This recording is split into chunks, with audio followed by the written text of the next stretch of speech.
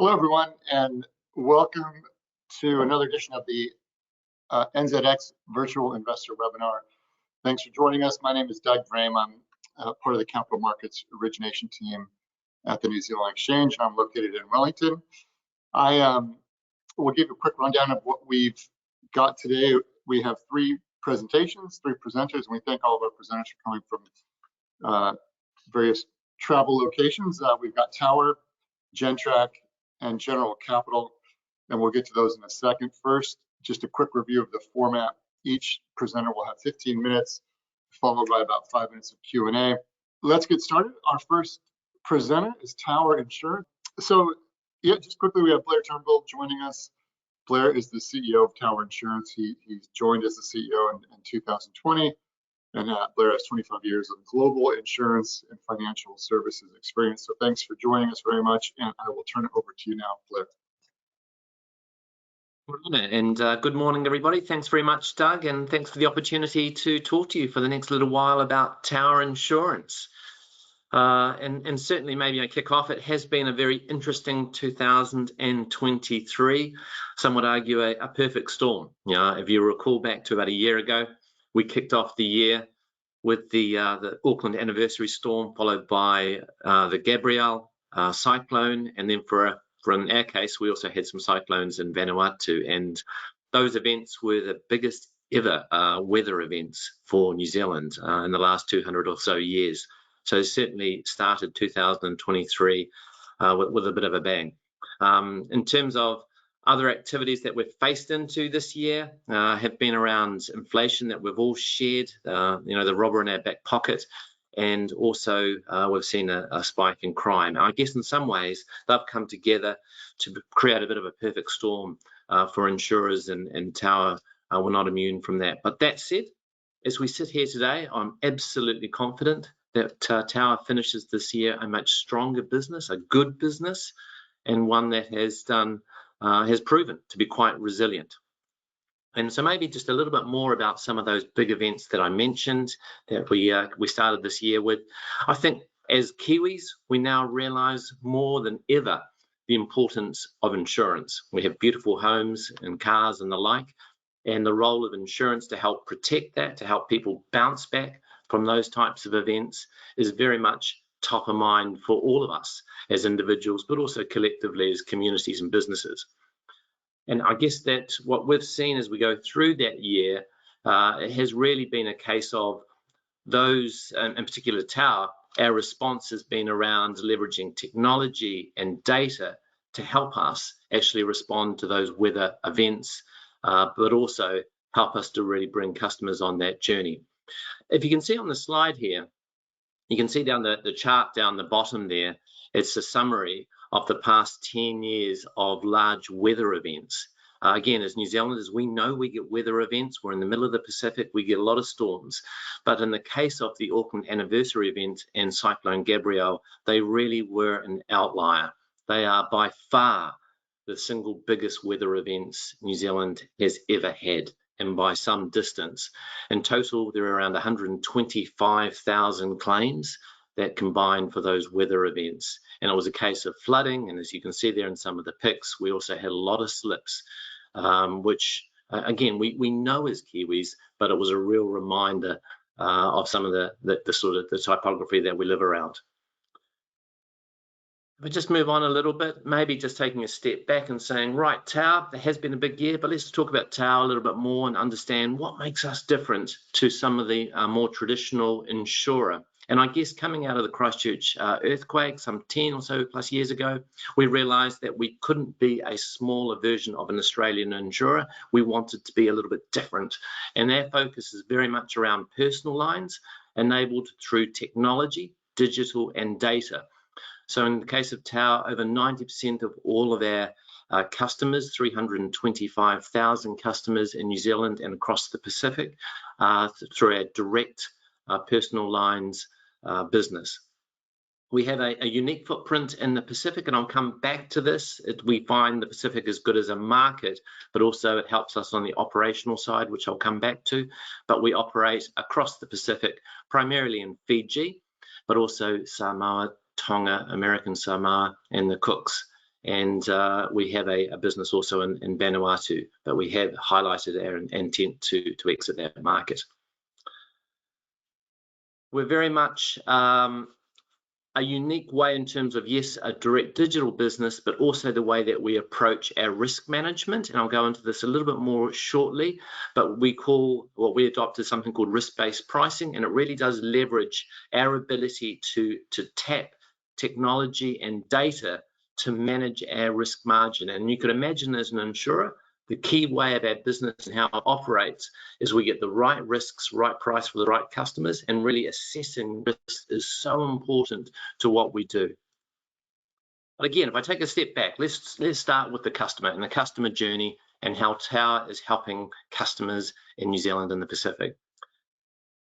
We have in New Zealand one of the highest penetrations of insurance of any developed country in the world.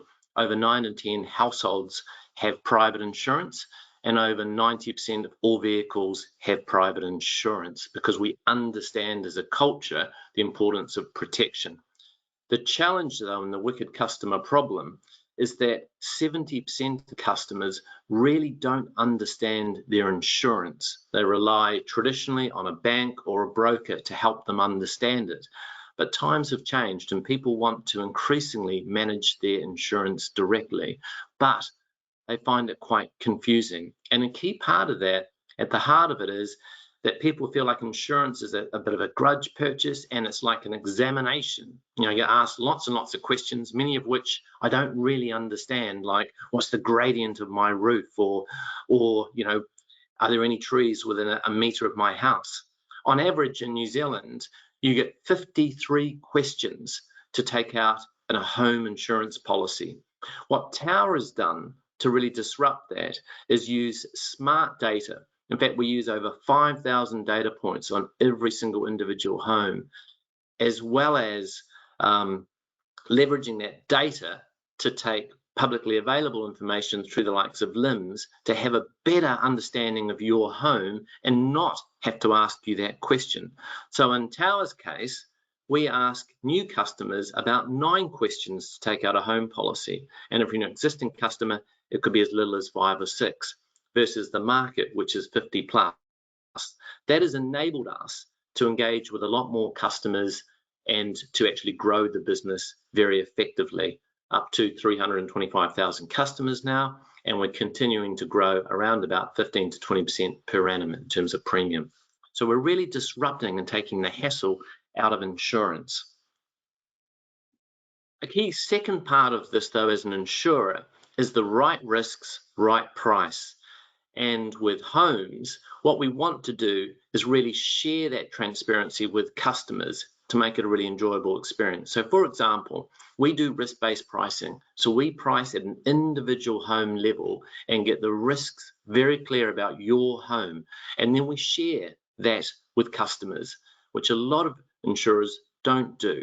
They keep that information to themselves. So if you get a quote from Tower, we'll show you what your home looks like in terms of earthquake, flood, and in the future landslips and sea surge, and we'll give you a rating to help you understand the cover for your home. And so we're getting back to that root wicked customer problem we're solving for, as customers know they need insurance, but they don't understand it. Underpinning our ability to show you a risk profile of your home is a massive amount of data. And we use the likes of RMS, one of the world leading risk modeling services that are in 100 plus countries around the world. We use 26 open APIs to grab data. And as mentioned, we have about 5,000 data points on each individual home in New Zealand to help create a profile of risks. And therefore we can do really competitive pricing for the risks that we're seeking, as well as help customers better understand their homes. And you can see on this page, all those little dots down the bottom are individual homes.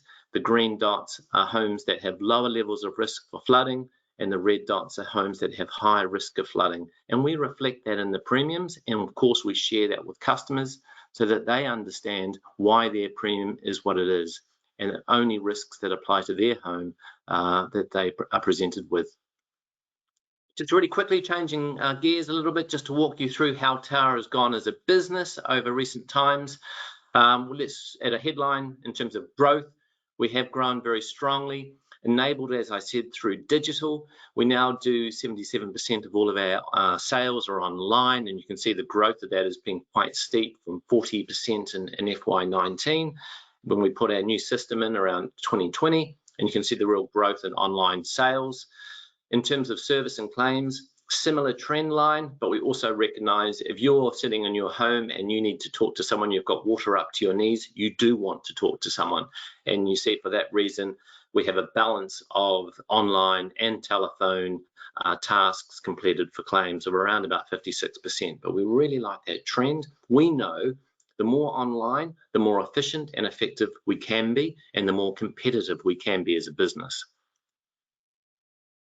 And here's another measure of that efficiency and effectiveness, the MER, which is your management expense ratio. It's a portion of $100 worth of gross premium, how much of that goes towards management expenses. And you can see from Tower's point of view, we're in a really good trend line, around about 40% in 2019. We're now at 32%, and with a very clear expectation and goal of being in the 20s in the coming years. And again, that just talks to the efficiency of the business and the way that we're managing the margin. So good growth, good efficiency.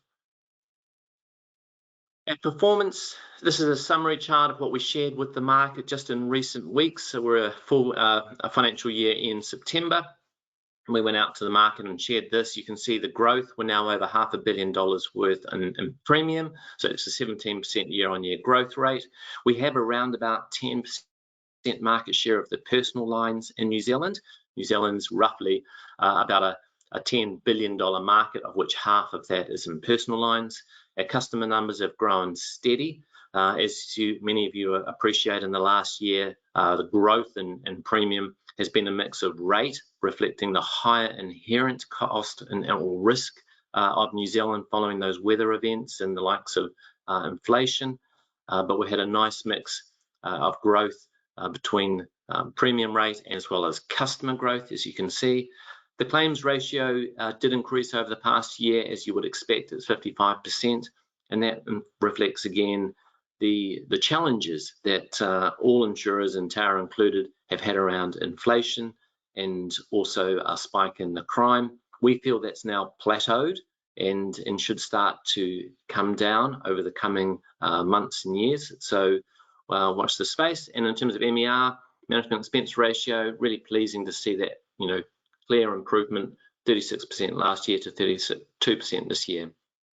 Solvency ratio, which you always like as an insurer, that has come down a little bit, which reflects the higher level of claims that we have carried through this year. We've completed just under 90,000 claims, which is considerably higher following the weather events. And you'll see that number at the half year was about 125%. It's now just under 160%, and we'll see that continually improve as we work through the large events, which we're now close to 90% complete on for Auckland anniversary and also Cyclone Gabrielle. Underlying profit for the year, and this talks to Tower's resilience. That yes, it's 7.6 million, which was down from 27 million prior year. But that said, it highlights that despite 2 record weather events and around about 55 million of reinsurance and large events allowance costs that went towards that, we still produced an underlying profit, and that talks to the resilience of Tower as a business. Our reported loss was minus 1.2 million versus 18 million last year. That includes a allowance for some remediation work that we announced to the market in recent months, that along with others in the insurance industry, that working our way through, and that's for some errors that have occurred in the past, going back to 2016 for Tower.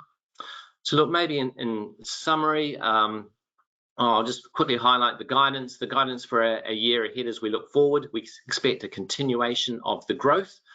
We've put a pretty sizable chunk of large events allowance. Whilst we hope these large events were a one-off, a 1 in 200, we have certainly provided for them. That's part of a good, robust insurance business and talks to our reinsurance of 45 million. And we expect the underlying impact to return to more normalized levels around 22 to 27 million. And we've given, for the first time in a wee while, a forward view of a 2-year view in terms of where our target is for FY25. And you can see there we expect those trends of growth, of efficiency, and a returning of a core, which is essentially the loss ratio plus the MER, to be in the low 90s, which it has been for Tower in the past. So we expect that to continue as we look forward. So maybe in summary, in terms of Tower, we continue to invest in the customer experience, targeting profitable growth very much. And that's our unique proposition as a direct digital player. We're very, very focused on ensuring transparency for customers, for righting some of the wrongs of the past around remediation issues such as discounting and the insurance. And FY23 catastrophe events claims, we're now close to 90%, and we expect to be well through that and pretty much finalized as we come up to the 1-year anniversary. And we'll continue to digitize and improve the business and the resilience as we look forward.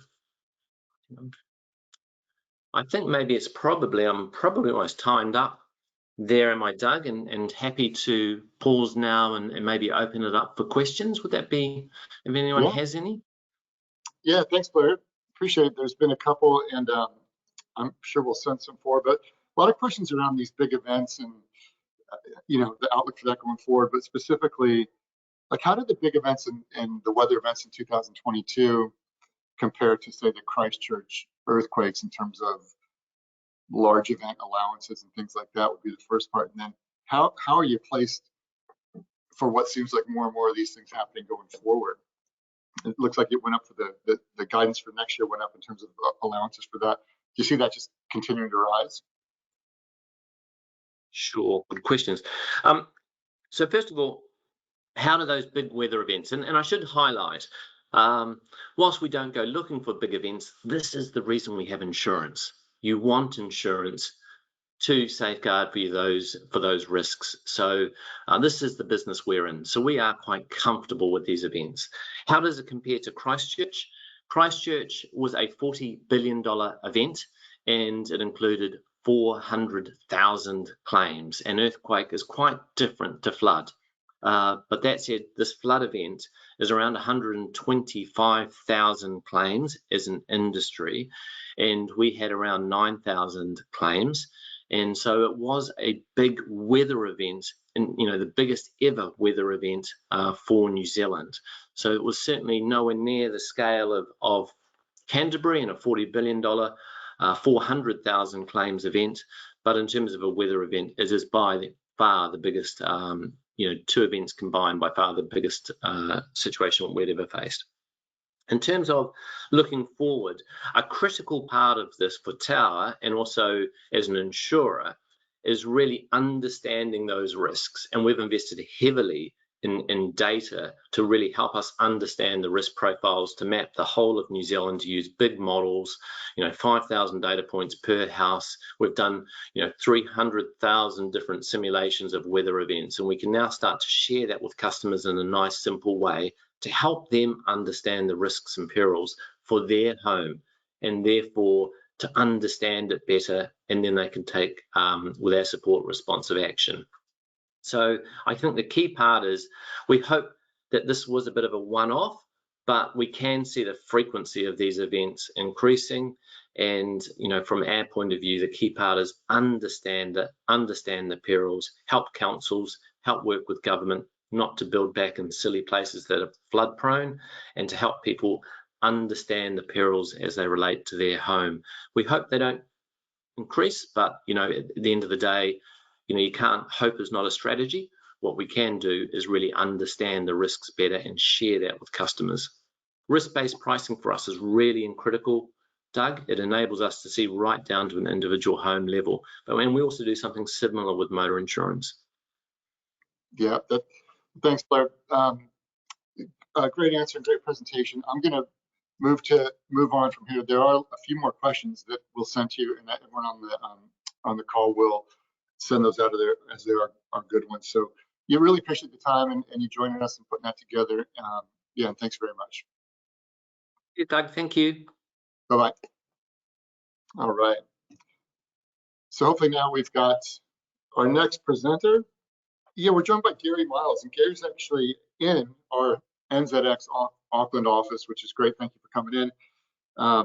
Gary's the CEO of Gentrack. He joined as CEO in 2020, and he's got an extensive international career in all sorts of technology leadership roles, and has scaled several tech companies, acquisitions, and other things. So thanks for joining us, and appreciate you taking the time putting this together. And I will turn it over to you and come back in a bit. Yeah, so once again, Gary Miles, the Chief Executive of Gentrack. I actually just landed this morning in Auckland. It's great to be here at the exchange. And I flew in from Perth in Australia. I'm domiciled out of the UK, but I'm spending about 3 months in the neighborhood. And it's just fantastic to be down here and kind of take a hole out of the British winter and see a bunch of clients and investors while I'm here. So let me move to the presentation. I've got quite a few slides, but they're pretty graphical, so I'll take them quickly. First of all, we are in the billing and customer care business for utilities. So here in New Zealand, we about 50%, more than 50% of the homes and industry run on our technology stack, which through major retailers like Mercury and Genesis and Pulse and Vector and others. We have had a good growth year. If you look at our core markets, which are Australia, New Zealand, and the UK, you can see in New Zealand, we grew 83% on revenue, 56% in the UK, and 22% in Australia. These are super strong growth numbers that I'm really pleased that the team have delivered. Since I came into the business 3 years ago, we developed a new technology stack, which we introduced to the industry about a year ago. It generally takes 12 to 24 months to sell our products because we sell it to major enterprises. It's an essential system that runs their business. Just to put in perspective, if our system goes down, then people don't know necessarily in real time the energy they're using. They can't call the call center. You know, pretty essential to making sure the operation runs smoothly and the utilities protect their brand. 12 months after releasing our technology or stack to the market, we sold our first solution. It's called G2, and Genesis Energy here in New Zealand bought that. So we're looking forward to deploying that there and then rolling out across our base of about 60 customers around the world. Part of releasing our new technology stack was to say that this is a global phenomenon to re-platform and modernize utilities operations, and we announced going globally. We opened our Singapore office in January to extend into Asia Pacific, and then on the back of some wins in the Middle East, we opened our Middle Eastern headquarters in Saudi. So we've been successful so far going internationally, but once again with the 12 to 24 month sales cycle, sure enough, bang on about 11 months after announcing it, we sold our first international deal, and we're excited about our pipeline. If you look going forward, those were the commitments that we made to the street, that we told the street that we were trying to achieve in the prior slide. I'd just like to say going forward, I'm really energized about the opportunity. We have a world-class leadership team. My team has really been able to assemble some super strong executives, and we have about 5,000 person years of utility experience in Gentrack. Gentrack's a 36-year-old company. We're recognized as a leader, and we are going global and continuing to get strong momentum. We are at the heart of the energy transition. So as you know, the world is trying to must reduce its dependency on fossil fuels and modernize, and we're at the heart of helping utilities make that journey to modernization. We're also in the water business, and I'll talk more about that, where we have a strong water presence, which is also modernizing. The systems on the water side are very, very old. And so over time, as new capital comes in from the government for those utilities to modernize, they take the step to move forward. And I'll talk more about that coming up about here in New Zealand. To take a look at the market dynamics. So it's a really interesting market. I'm gonna focus on the energy side of it. So utilities, we're we're stating that 100% of the utilities on the market need to replatform and modernize their IT systems that run their business. So this is a complete replatforming of the entire industry. It's an amazing opportunity because unlike telco or finance or insurance, where the big systems there would reinvent themselves and replatform about every 8 years, in the utility space, it was very static.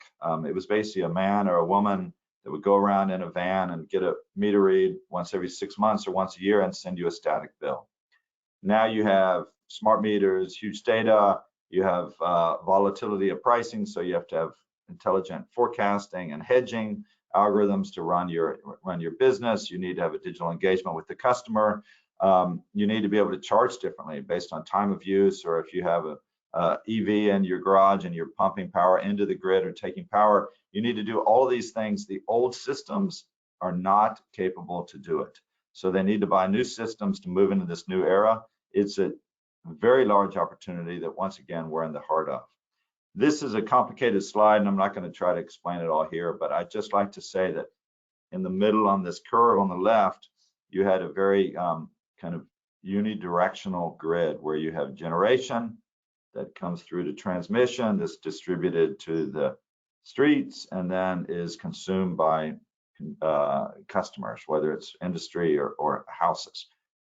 Now that the grid is starting to have many more players that contributed to it, whether it's solar farms and wind farms and hydro and thermal and all kinds of different independent generators, as well as commercial ones that push power into the grid and consume power from the grid in a very dynamic way. And the whole flow of this is moving to a much more volatile environment. That's a completely new way that we will produce and consume energy.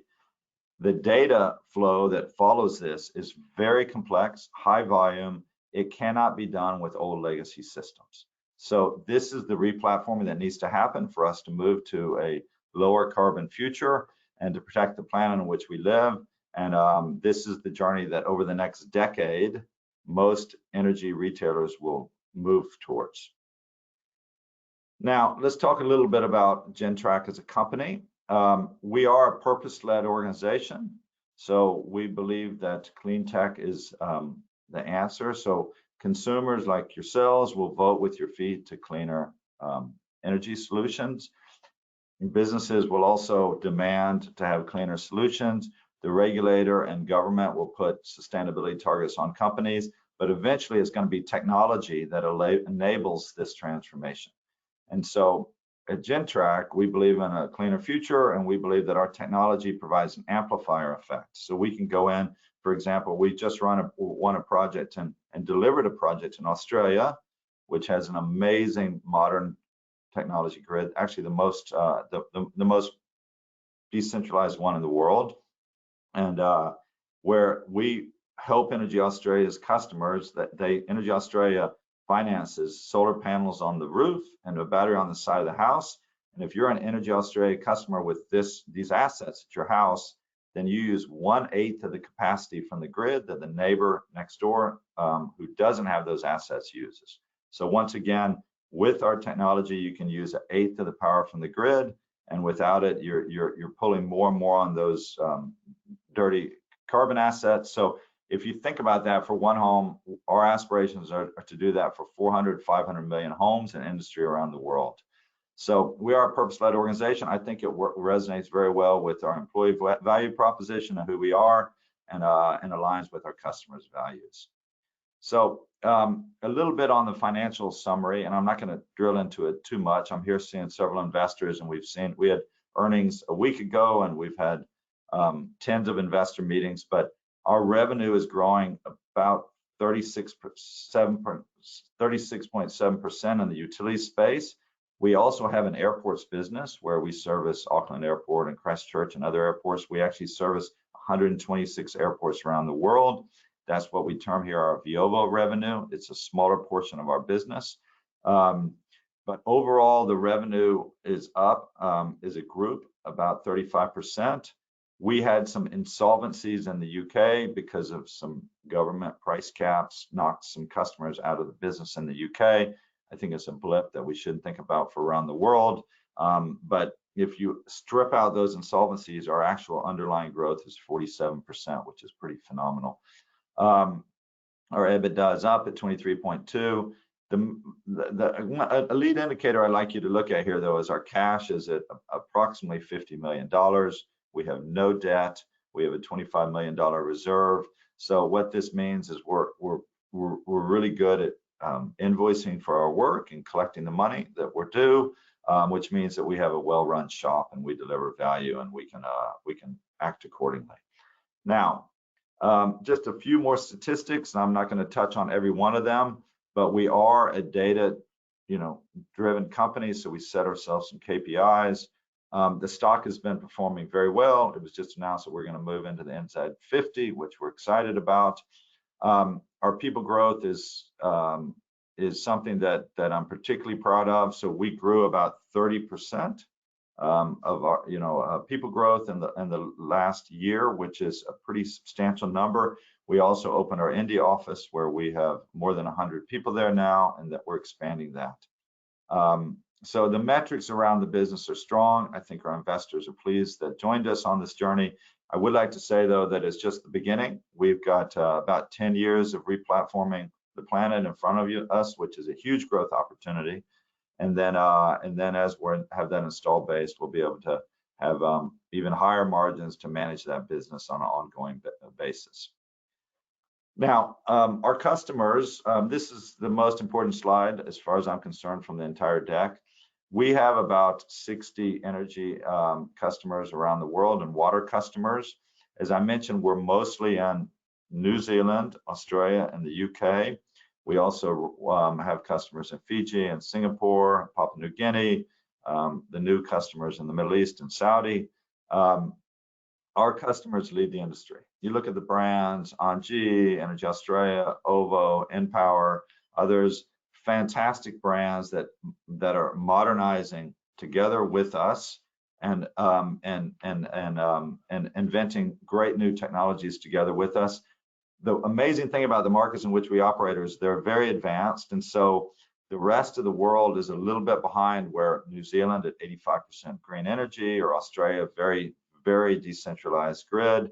The rest of the world is looking to these markets to see how they can transform and follow the journey that we've been on as countries, and so leading in these markets will enable us to lead around the world. I also mentioned our airports business, so I want to be clear. This was a Rule of 40 business before the pandemic. It is now back to growth. Our pipeline, we had 5 new wins just in the last year that we announced. Our pipeline looks stronger than it's ever looked. The whole industry was moving to digitize prior to the pandemic. We invested in the technology during the pandemic because we knew the airports would turn back on to travel.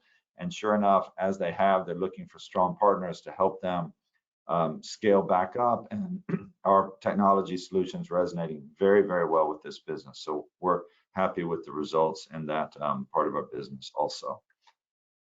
I just talked quickly about the competitive landscape for utilities. So it's interesting. There are a few older legacy incumbents, mostly Oracle and SAP, have about 75% market share. And the really interesting thing about this is those platforms, in our view, are not capable to do all the new things that the industry needs. On top of that, SAP has, which is the largest leader around the world, has declared their platform end of life and are forcing the industry to upgrade to a brand new platform. And this is an opportunity where the industry is looking around, choosing alternatives, and we're a major contender. There are many regional players in our space. We do not think that building software for just a few retailers makes sense. It's a very complex technology stack, and you should be able to monetize it across hundreds of customers around the world. So 2 to 3 players should win the global landscape, maybe globally 4 or 5. Gentrack is set out to be one of these global leaders. So we're pretty energized about the competitive landscape. The other interesting thing about the competitive landscape is, unlike other industries that replatformed every 8 years or so, this industry didn't do much for 25 years. And so there's not a lot of competitive capability that you would see in other industries, like in this one, which is unique, and I think it positions us well to continue to succeed. People ask us about how our growth numbers. So we put out midterm results, growing top line at 15% annually. And there are some people that say, oh, the utilities industry isn't growing and changing. It's just not accurate. This was the CAGR 10%. We had a strategy day last week, and I compared our strategy day last week to 2 years prior. Right after I joined the business, we said we're going to grow at 10% CAGR. That was from 2 years ago. In reality, we've been growing at 30% CAGR across the period. It looks strong. This is not a target for us, so I want to be clear about that. Once again, we said that our growth would be 15% plus, but we're pretty energized about the success we've had so far. If you look at the drivers that we've had for growth so far, as we have consumer price inflation indexing in most of our contracts, about 95%. We've done a lot more project work with our existing customers. They just need change. We're rolling out innovative new solutions, and we're winning new logos. So that's driven the growth so far. If you look going forward, airports were not growing during this period. They're back to growth. So that was a drag on growth for us. We look to, as I mentioned, we're in about 7 countries now. There's a lot of countries around the world. So we have new logo opportunity to grow into that huge base or global footprint.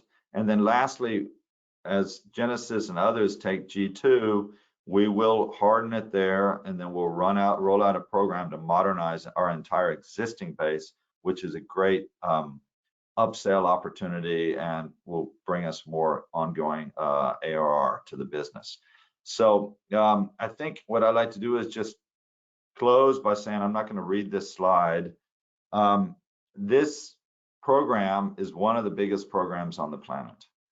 And if you're an investor that wants to invest in clean technologies, growth opportunities, global opportunities, we're a New Zealand domiciled company, and we're definitely launching globally. And so this is exciting for us and for our employees that are here. And you want to be on a big wave for the next 10 plus years. This is only the beginning. We would invite you to join us on this journey. And I think that's my conclusion. So Doug, maybe I can hand it over to you to see if we have any questions from the audience. Yeah, thanks, Gary. Great presentation. The questions around the same topic, and it's related to the what sounds like the huge opportunity with the replatforming. How do you kind of focus down in terms of, like, can you give an expectation of what the headcount will look like next year, and what geographies you target, and how do you navigate, where do you start, and kind of tackle that opportunity? You know, we're in 15 million meter points today, and anyway, when we launched a new program called 50 and 15, and you shouldn't look at it to try to quantify it, okay? Because it's more of a North Star type of thing, and I call it the first step. So today we're in 6 countries and 15 million meter points, well 7 now with the Saudi win. But when we started it, we were in 6 countries and 15 million meter points. And I said, look, the next step is to go to 50 million meter points in 15 countries. And everybody said, well, what countries? And I said, guys, first of all, we're focusing on Southeast Asia and Europe and the Middle East. And I said, we're going to get out there and we're going to tell our story, and we're going to find those utilities that want to move now, and we will influence those, and we'll go to those locations. And we partner with Salesforce. They have a lot of salespeople around the world that can scout those opportunities for us and bring us leads. So I don't need to spin up a very expensive Salesforce in many countries. So that's, and then 50 million meter points, it may be 20 countries and 40 million meter points. So you also have industry in there. So but it gets my organization to think in the dimensions of many countries and scale. So that's where we're focusing our next step. Obviously, delivering value in our core markets and continuing to grow core markets is essential. We have happy customers, but we want to, that we have big programs in front of us together. So we want to make sure we land those and don't take our eye off that ball. That's really critical.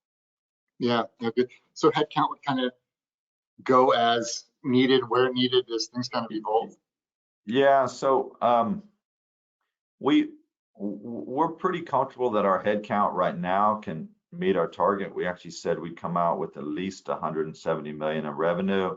That's actually kind of a flat projection from the prior year, from FY23. The reason it's flat, and I need to explain this, is I mentioned that the UK had some insolvencies in 2021. It was to do with the price cap and really kind of silly regulation. And 40 retailers left the UK market. We lost 12 customers. When those customers, they go into administration and you need to help them wind down and find a new home. So we did that and we were able to capitalize well on that. So we had $26.7 million from insolvencies that we got in FY23 that we will not get in FY24. So when we say at least last year's revenue, we feel confident about maybe performing above that, but we still need to fill that $27 million hole. And then I think that sea anchor is behind us. So with the amount of people we have today, we're comfortable to deliver that. If we have more revenues, then we'll hire some more people. Awesome. Well, Gary, thank you very much. There are more questions. We'll get them to you, but that was super informative, and appreciate you taking the time after the long flight. And yeah, good luck in the rest of the journey. It's great to be here. And thanks, Doug, and thanks, team. You're welcome. Thank you. Okay. So now we'll jump to our next presenter, and we have Brent King. And Brent, thank you for the patience and hanging in there. Brent is the managing director of General Capital, and we're pleased to have him here and putting some thoughts together. Just a little background on Brent. He's been the GM or the managing director, excuse me, of General Capital and its subsidiaries since 2018. He holds a number of public and private directorships, 25 years of capital markets experience, and is very familiar with public and private capital raises, and has helped a lot of companies here in New Zealand do that. So I'm going to turn it over to you, Brent, and jump back with questions. And thanks again for the patience. Thanks, Doug. I appreciate that, and thanks to Jess, who's going to help me here. Sorry, I'm out of town today, so it's a little bit more ad hoc than I'd hoped it to be, but I can understand why you had Gary talk a little longer. He was brilliant.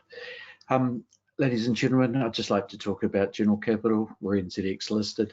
We have two significant subsidiaries.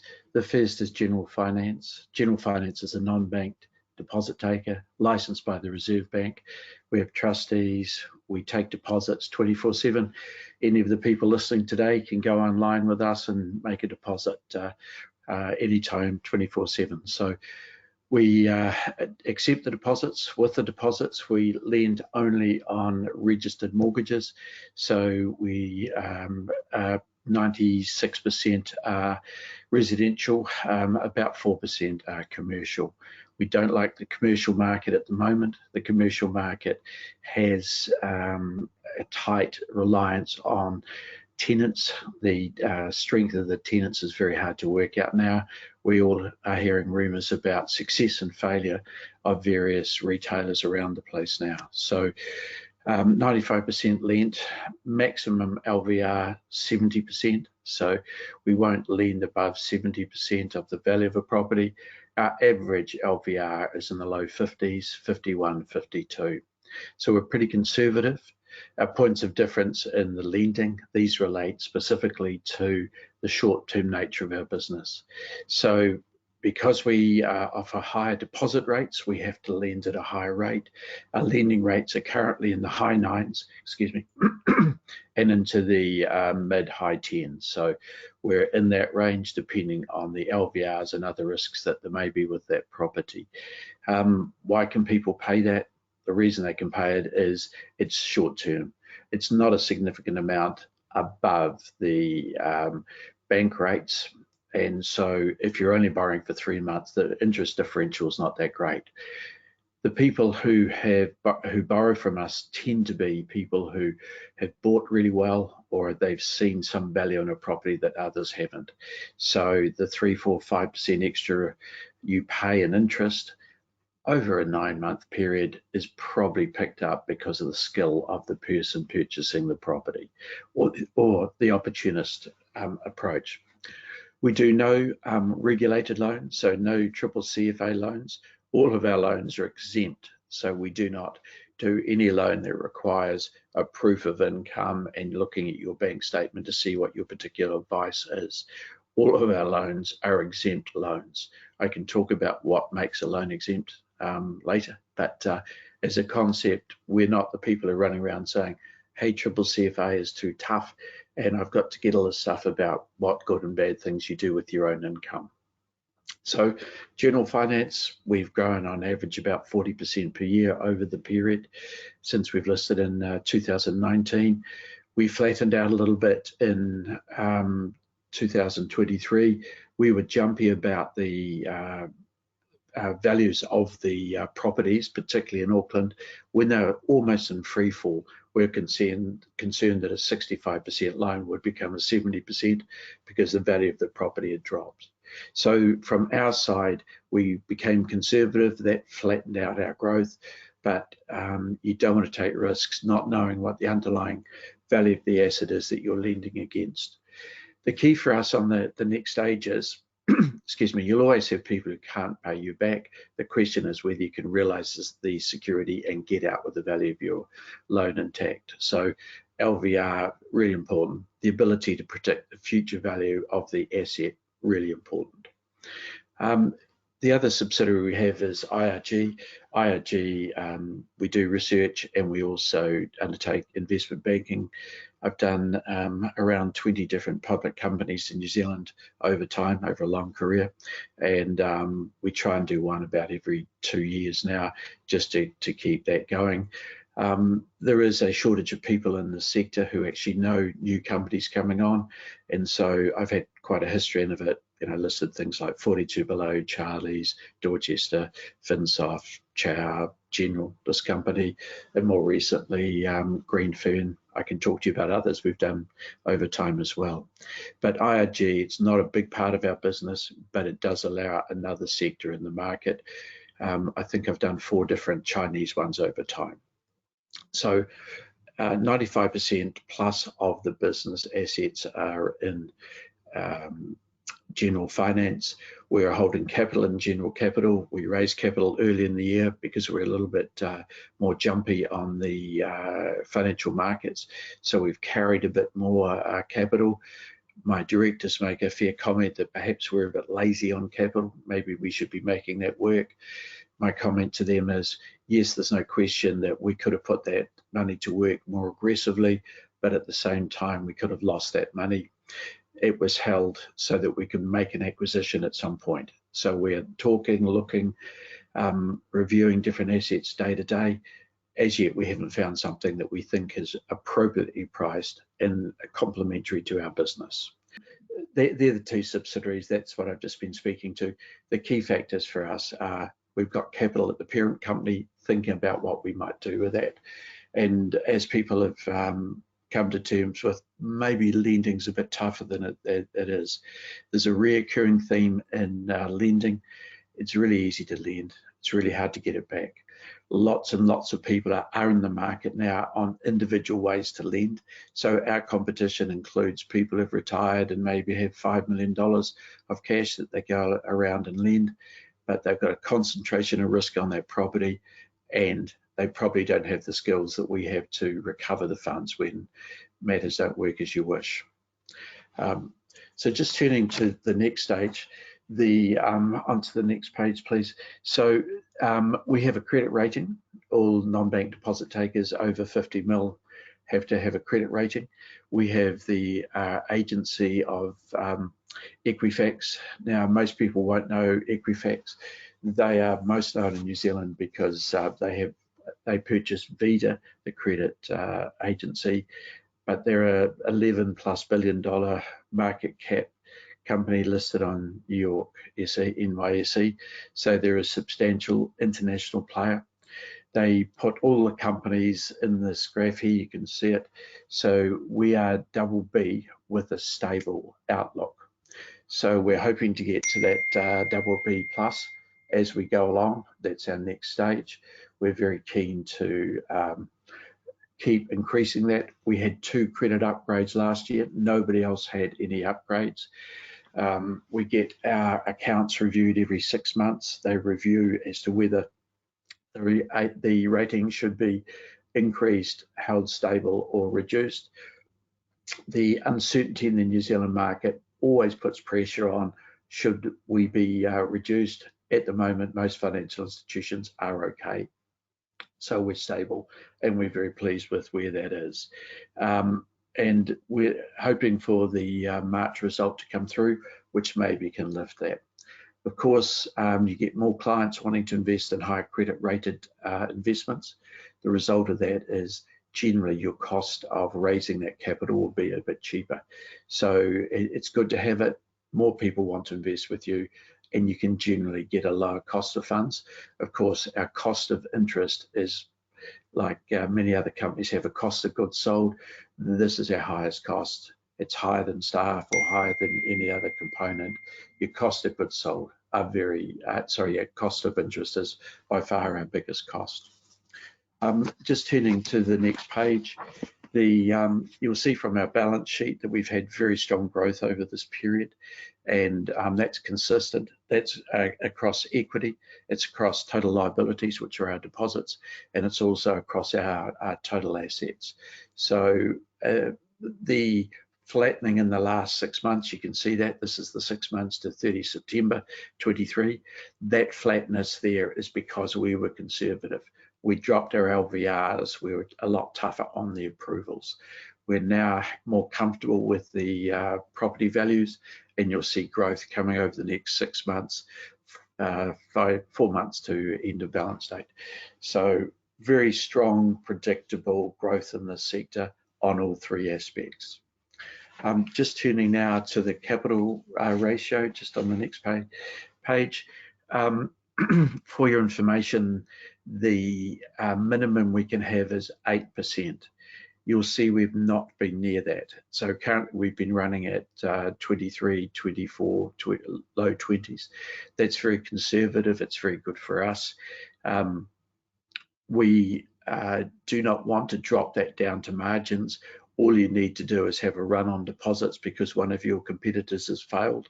Then you can quickly lose the cash. So although we can drop to 8%, we're on watch at 10. You go on to watch at 10, but not in breach. We're significantly above that. We like where we were in March 21, which is around the 16%. That gives us enough margin for the unexpected. And but depending on the cycle, elections, all sorts of things being said, we don't know what the outcome's going to be. We're very comfortable in that low 20s. You'll see it slip a little bit more, and we'll be in the high teens as the 6 month period goes through. So our gearing will go up, but we're still well over twice what our minimum is. Very conservative management there. Just turning to opportunities now.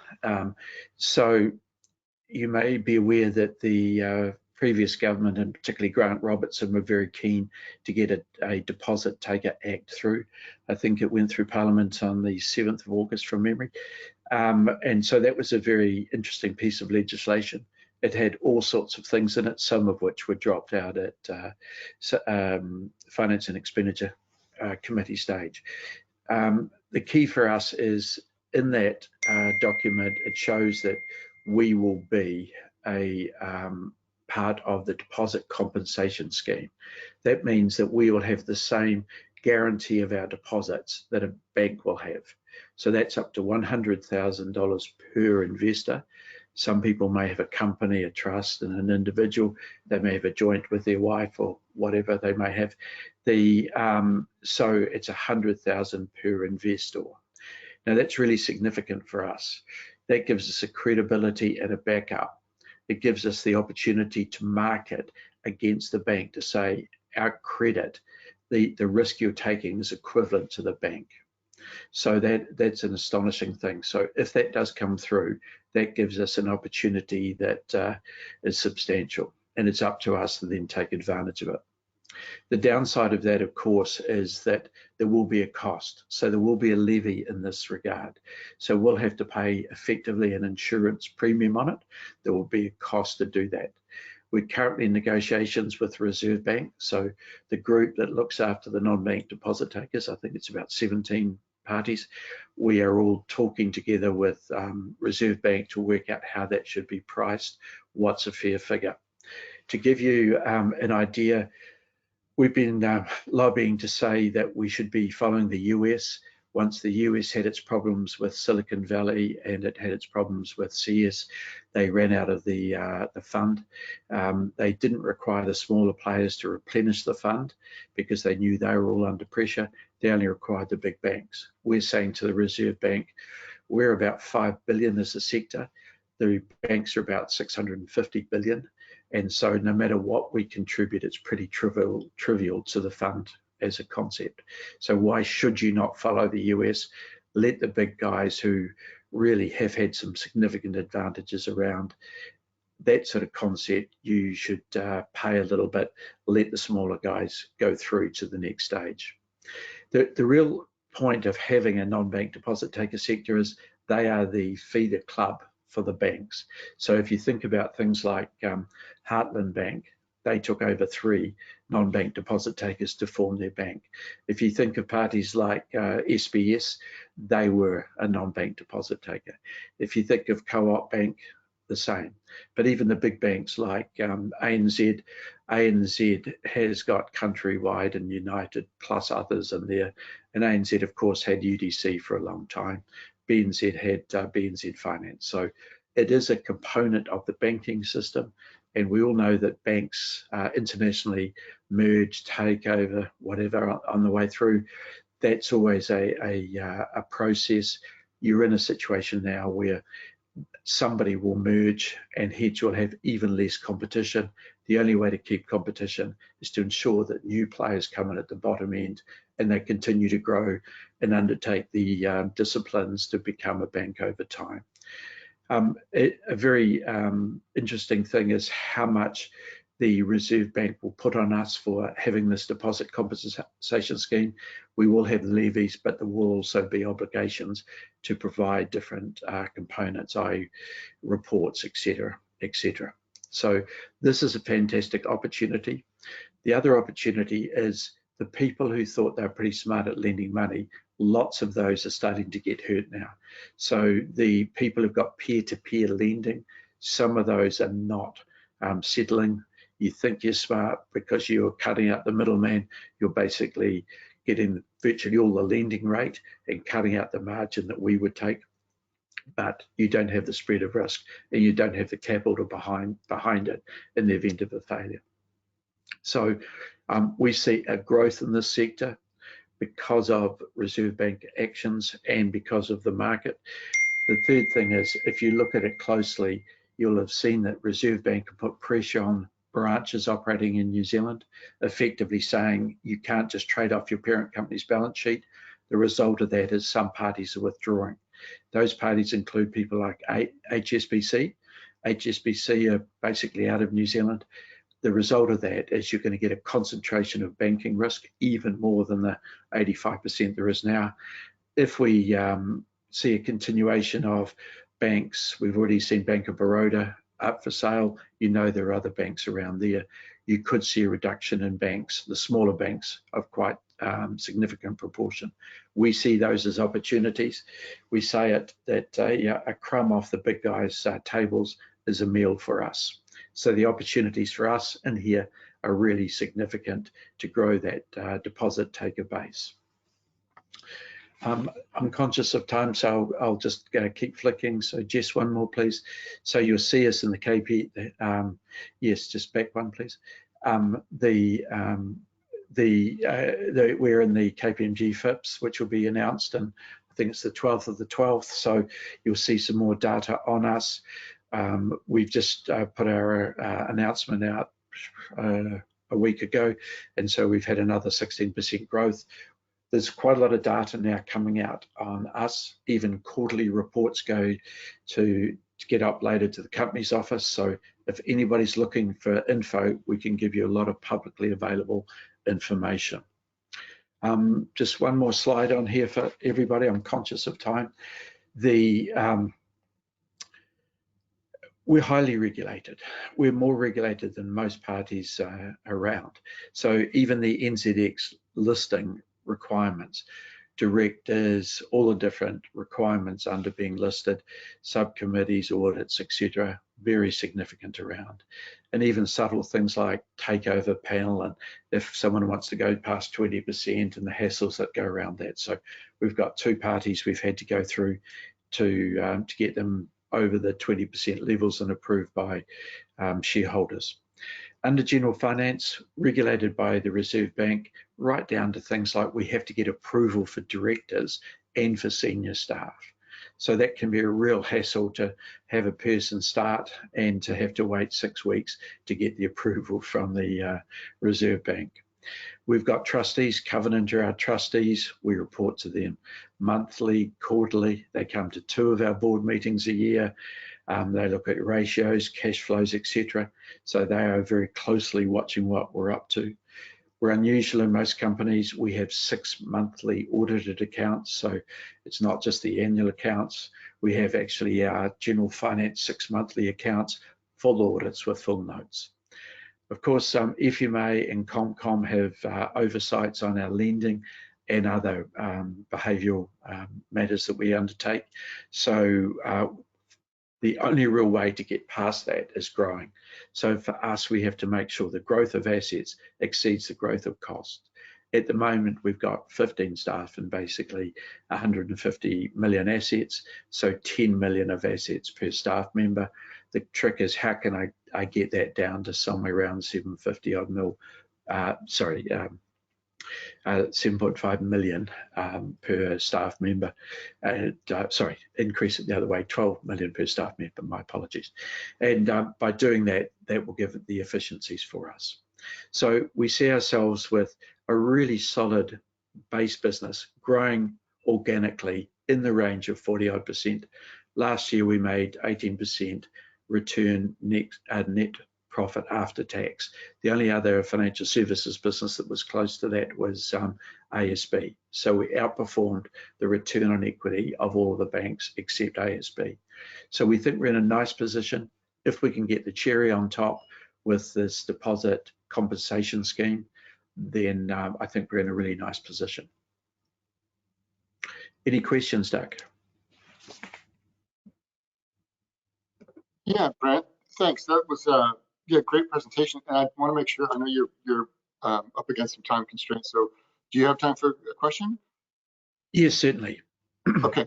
Yeah, so there are some questions just more around the Deposit Takers Act and just clarifying when you could talk about this, a few things. Is it live and in effect now, or is it something that's still being kind of legislated? And how do you kind of take some of the opportunities in terms of staff and it opens up a lot of potential for you. How do you kind of roll out and get some of that marketing and sales wise? Yep. So the act's in place. It's happening now. The Reserve Bank have been delegated a whole lot of the detail.